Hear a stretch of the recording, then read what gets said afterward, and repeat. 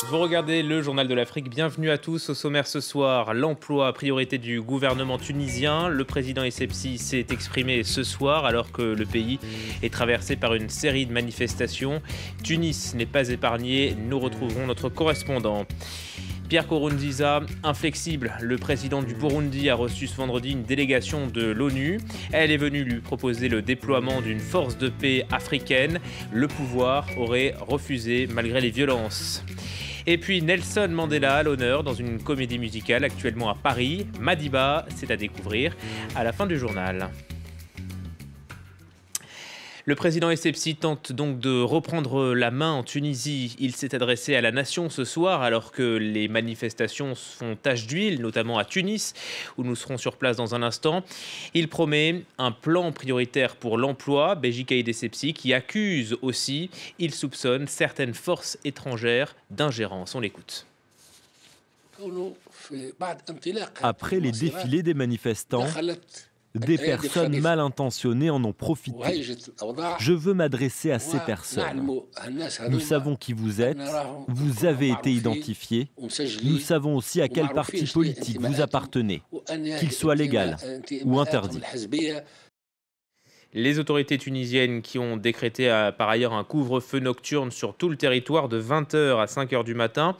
On retrouve sur place notre correspondant Sandro Lutiens. Bonjour Sandro, vous êtes en direct de Tunis. Quelle est la situation ce soir ? Mais écoutez, ce couvre-feu national, qui est le premier depuis la révolution de 2011, il a surtout gêné les gens pour rentrer chez eux. Les taxis et les transports publics étaient tous pleins. Moi, je suis en ce moment dans le quartier tunisois de Zarouni, où des émeutes ont eu lieu hier soir. Ici, quelques jeunes sont rassemblés en petits groupes dans la rue malgré le couvre-feu, mais c'est encore très calme. Dans plusieurs quartiers voisins, en revanche, des émeutes ont commencé. On entend d'ici les bombes lacrymogènes, on voit la lueur des pneus et des voitures en feu. Alors, c'est vrai, le président l'a dit, il y a des casseurs, mais ils sont une minorité. La plupart sont des jeunes en colère, ils ont l'impression de ne pas avoir bénéficié d'une révolution qu'ils ont pourtant fait eux-mêmes. Ils ne font plus confiance à une classe politique qu'ils jugent trop vieille et qui, selon eux, ne fait pas assez pour le développement des régions défavorisées, pour offrir des opportunités d'emploi aux jeunes qui, sans emploi, il faut le comprendre, ne peuvent pas avoir de propre logement, ne peuvent pas se marier. Ces jeunes, ils ont l'impression de ne pas avoir d'avenir. Le président a affirmé qu'il comprenait les revendications, mais il a aussi demandé de la patience. C'est vrai, les problèmes d'infrastructure, d'investissement, de corruption ne peuvent pas être réglés du jour au lendemain, mais ce que les manifestants dénoncent aujourd'hui vraiment, c'est que les autorités ne s'y soient pas attaquées plus tôt. Merci Sandro. À noter aussi que la France annonce un plan de soutien en faveur de la Tunisie, une enveloppe d'1 milliard d'euros sur 5 ans pour aider les régions défavorisées et la jeunesse tunisienne en mettant l'accent sur l'emploi. Voilà donc pour ce communiqué de l'Elysée.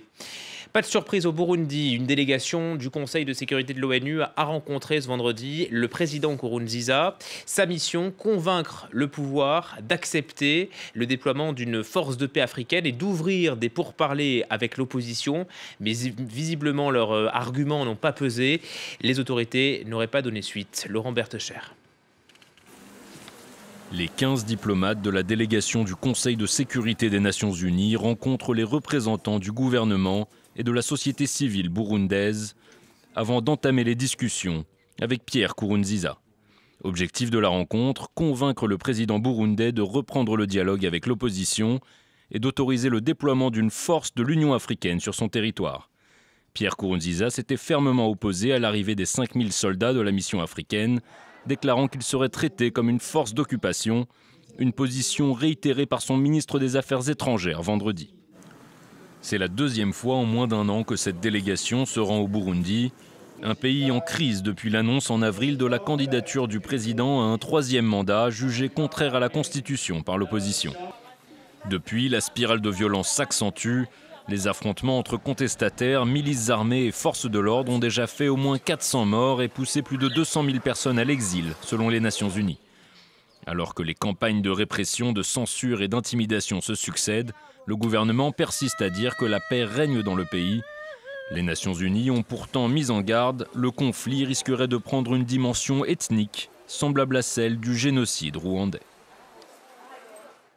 Voilà, et j'ajoute que de nouvelles violences ont fait 3 morts selon la police dans la nuit de jeudi à vendredi. Ça s'est passé à Bujumbura.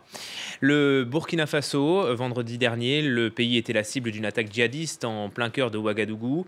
Un attentat qui s'est soldé par la mort de 30 personnes. Une semaine plus tard, nouvelle violence. Tôt ce vendredi matin, un dépôt d'armes et de munitions de l'armée a été pris pour cible. Ça s'est passé à Yimdi, c'est très proche de la capitale.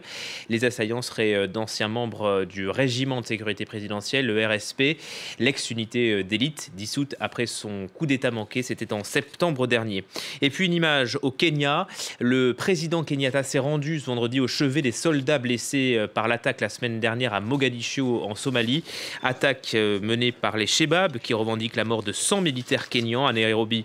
Les autorités refusent de donner un bilan. Écoutez le président Kenyatta. L'attaque de vendredi a seulement réaffirmé notre détermination à détruire la milice islamiste Al-Shabaab, ainsi que tous les groupes terroristes qui menacent le Kenya. Chaque Kenyan doit comprendre que ceci est une guerre qui exige que nous soyons tous unis en une seule et même nation. Chaque Kenyan doit comprendre que nous devons nous tenir debout, épaule contre épaule, pour faire face à l'ennemi de l'humanité. Une nouvelle alerte en Sierra Leone. Début janvier, une jeune fille succombée dans le nord à Magburaka du Ebola. Eh bien, le virus a touché l'une de ses proches, une femme de 38 ans qui était placée en quarantaine dans la région. On l'a appris ce jeudi. C'est le premier exportateur de café en Afrique. L'Ouganda a ravi la place à l'Éthiopie, numéro 1 du continent donc, mais sur place, la consommation reste très faible. Et vous allez le voir, certaines initiatives sont créées pour réveiller le marché local, avec notamment un championnat de barista, un concours annuel destiné à promouvoir le café du pays. Kalidoussi. De la mouture à l'infusion, toutes les étapes de la préparation de café sont scrutées à la loupe par les 4 juges présents à l'occasion du 9e championnat de barista de Kampala. 16 personnes ont pris part à cette compétition. Au programme, la préparation d'expresso, cappuccino ou autres boissons originales en seulement 15 minutes, pour le plaisir des papilles et des yeux.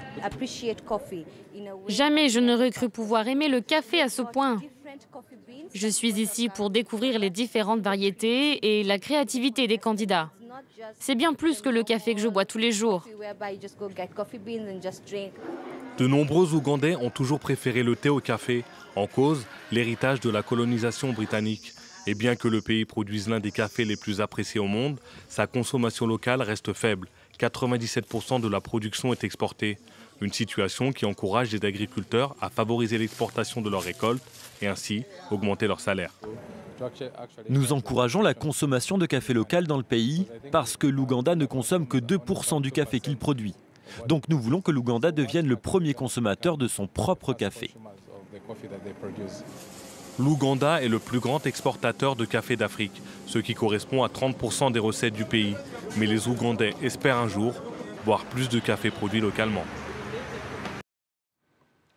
Il a inspiré des films, des livres et aujourd'hui une comédie musicale. Depuis jeudi soir, Madiba est au Théâtre Comédia à Paris. 18 danseurs, il retrace le parcours de Nelson Mandela. Parcours hors norme avec un fil rouge, l'histoire d'amour au départ impossible de 2 êtres, un Roméo et Juliette sud-africain que nous présente Nathalie Ether.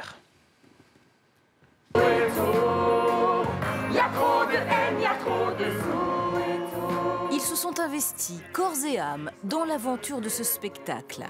Car raconter en musique et en chanson l'épopée de toute une nation n'était pas gagné. Madiba, c'est une comédie musicale haute en couleurs et un fil conducteur, le destin exceptionnel d'un homme dont la mort n'a en rien effacé le charisme, Nelson Mandela.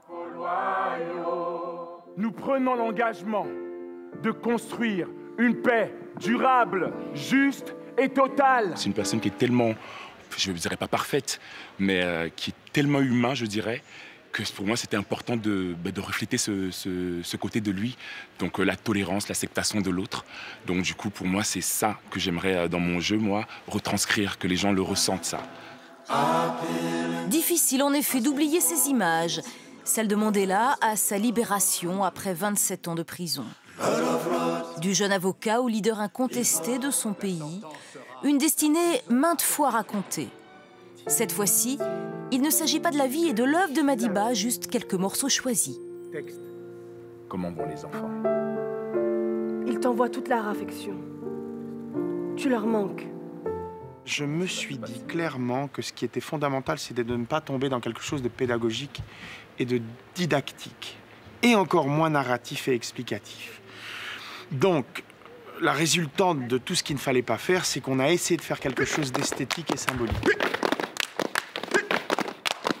Comme la fameuse danse des gumboots, celle des mineurs, au temps de l'apartheid. Histoire d'une nation arc-en-ciel par une troupe qui l'est tout autant. Jeune et pleine d'énergie. Au total, une vingtaine de chanteurs, danseurs et comédiens seront sur scène. Voilà, Madiba jusqu'au 27 mars à Paris. Tout de suite, c'est Ashrène Verdillan pour le journal édité par Flore Simon.